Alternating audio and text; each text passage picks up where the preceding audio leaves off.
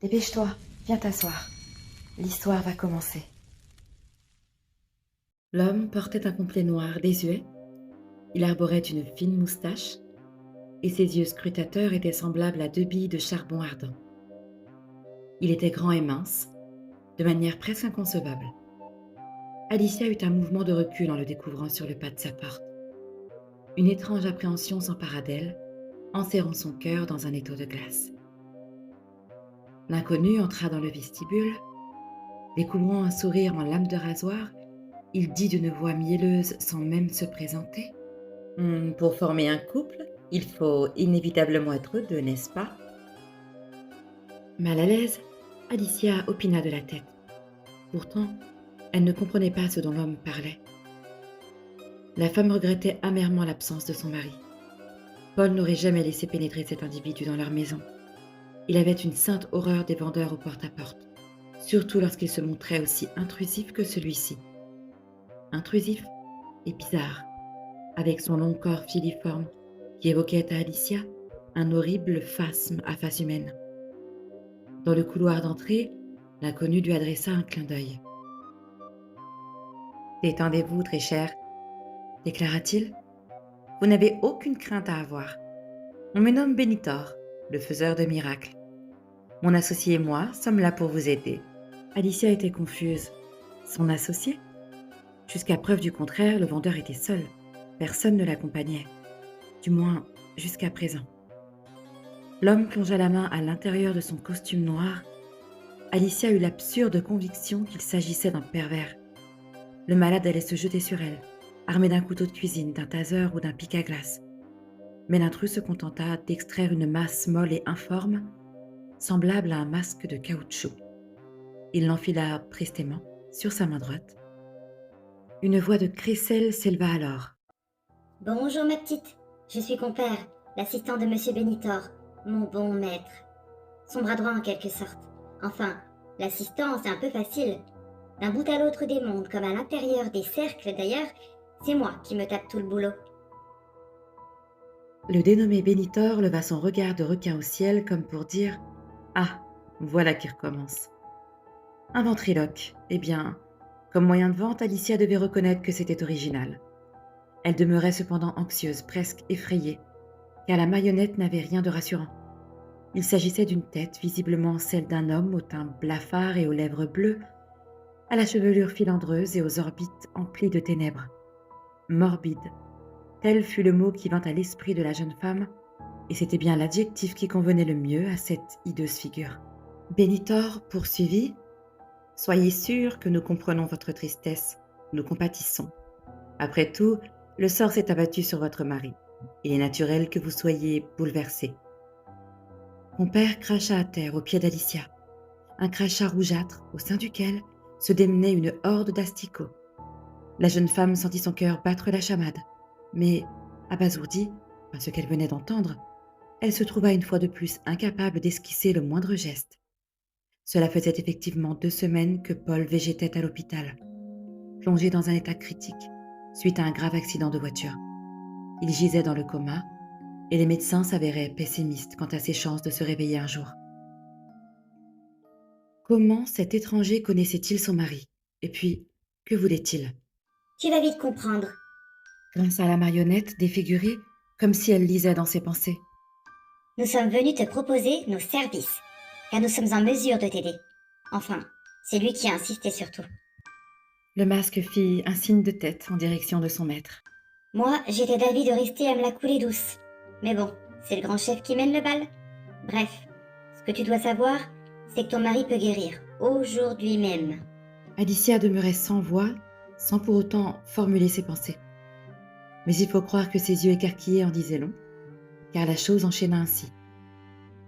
T'assures que c'est vrai, qu'est-ce que tu crois? Qu'on est venu tailler le bout de gras, le temps que ton idiot d'époux claque? Le mot « claque » fut accompagné d'un déluge de postillons écarlates. Donc, comme je le disais, il pourrait rentrer à la maison et vous seriez à nouveau libre de vivre votre amour. Du moins, si tel est ton bon vouloir. La phrase resta en suspens, comme une gifle fortement assénée. Bien sûr qu'elle le désirait. Elle le désirait plus que tout au monde. Bénitor prit à nouveau la parole pour s'exclamer gaiement. Bien. Dans ce cas, il vous suffit de nous donner votre accord, très cher, afin que nous puissions remettre votre mari sur pied. Mon associé et moi possédons un pouvoir exceptionnel que j'aime qualifier de don, le pouvoir de la vie sur la mort. Alicia sentit son cœur manquer un bond. S'il s'agissait d'une blague, elle se révélait de très mauvais goût. Néanmoins, quelque part au fond d'elle, la jeune femme savait qu'une chose incroyable était en train de se passer. Elle le percevait confusément dans la façon dont l'inconnu parlait, dans son horrible parodie de marionnette et dans cette vibration insolite qui semblait troubler l'air. D'un ton posé, l'homme à l'allure de phasme continua. Sachez cependant qu'en retour, je viendrai prendre ce qui de droit m'appartient. Il s'agit d'un marché honnête, conclu entre gens bien intentionnés. Compère partit d'un rire éraillé.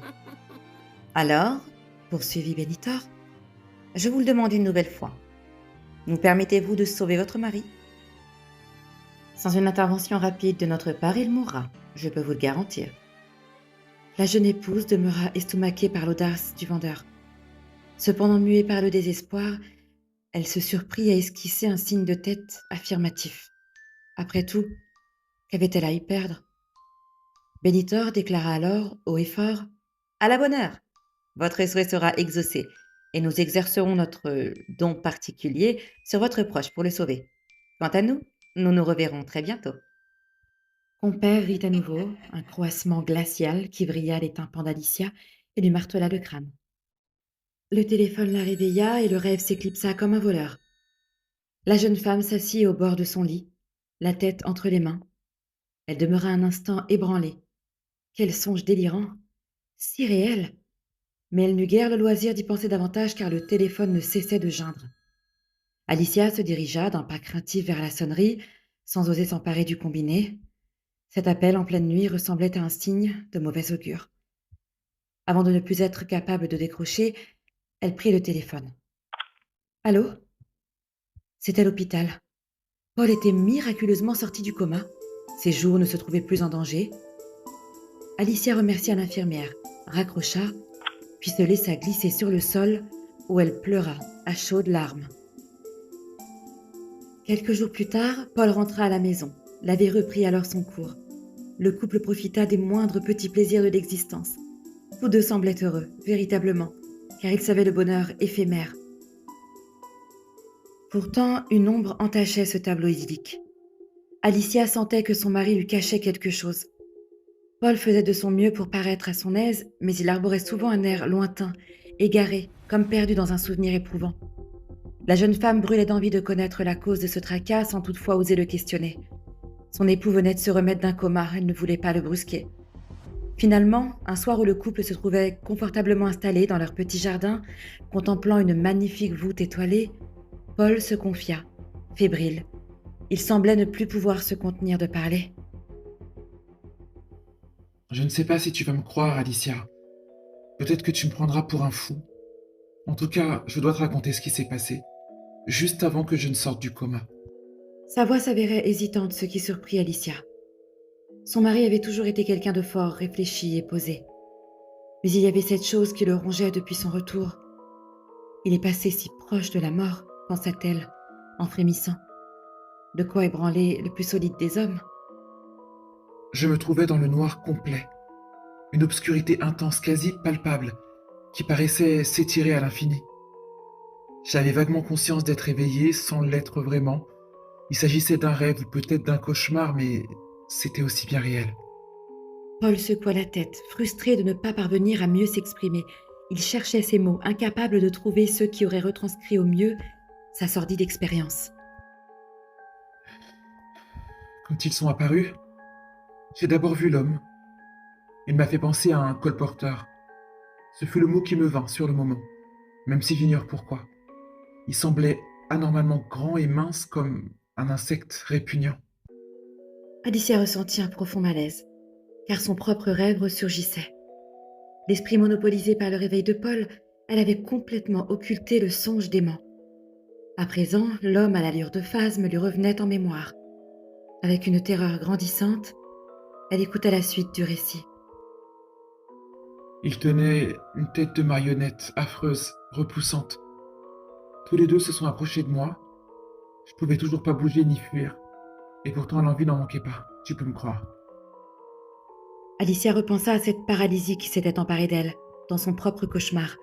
Un frisson lui parcourut l'échine.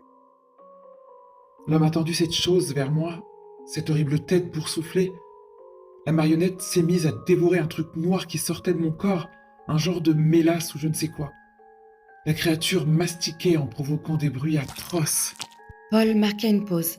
Alicia lui prit la main, tant pour le soutenir que pour se rassurer elle-même. Lorsque le jeune homme parla de nouveau, il paraissait un peu calmé.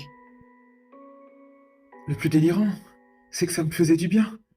Peu à peu, je reprenais conscience du monde réel, comme si cet étrange duo s'emparait du mal logé en moi. Puis, je me suis réveillé. Alicia garda le silence. Qu'aurait-elle bien pu dire? Son mari vivait, c'était tout ce qui comptait. Elle redoutait de lui causer un choc, voire de le traumatiser en évoquant son propre rêve. Alors elle se tut, et tous deux s'enlacèrent tendrement, sous les étoiles. La nuit suivant le récit de Paul, Alicia rêva de nouveau. Le ventriloque réapparut, seul cette fois-ci. Il souriait aimablement, comme un vieil ami rencontré dans la rue. Cependant, sa venue ne devait rien au hasard. Alicia le remercia chaleureusement d'avoir exaucé son vœu. « Ce n'est rien », lui assura Benitor. « Et puis, je n'ai pas fait grand-chose. C'est compère qu'il faudrait féliciter, lui qui s'est courageusement emparé du mal dont souffrait votre mari. Malheureusement, le pauvre a péri dans l'entreprise. C'est ainsi. » Alicia voulut lui dire combien elle était désolée, mais l'homme ne lui en laissa pas de temps.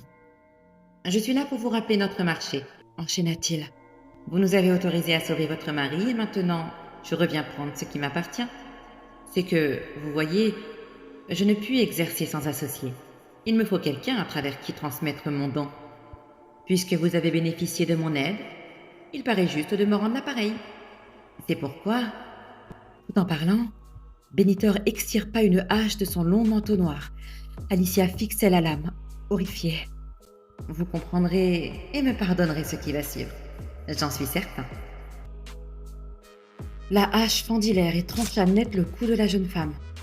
Sa besogne terminée, Benitor se pencha pour s'emparer de sa tête. Il l'enfila sur sa main droite, comme une affreuse moufle écarlate. La magie opéra et le visage s'anima d'un rictus démoniaque. Pour former un couple, il faut inévitablement être deux, n'est-ce pas? Dit la chose d'une voix nasillarde. Lorsque Paul se réveilla le lendemain matin, il découvrit avec stupeur, gisant dans les draps ensanglantés, le corps proprement décapité d'Alicia.